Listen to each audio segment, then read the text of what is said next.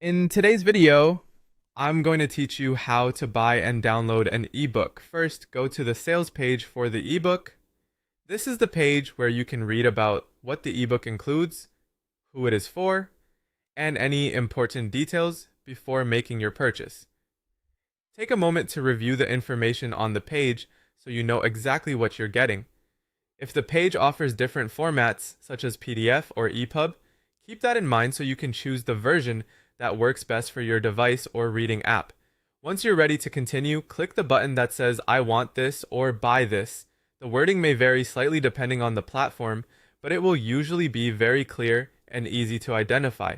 This button takes you to the checkout area where you'll enter the information needed to complete your order.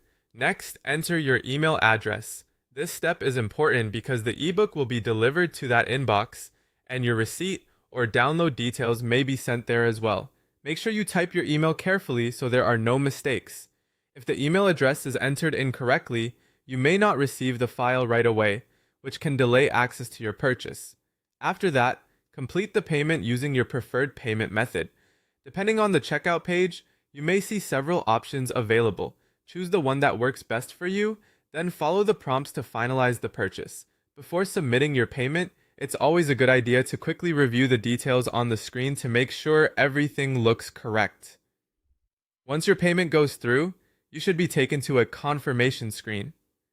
On that page, click Download to save the ebook file to your device. The file may be offered as a PDF, an EPUB, or possibly both, depending on what the seller provides. Choose the format you want and make sure you save it somewhere easy to find, such as your Downloads folder, desktop, or a dedicated Books folder.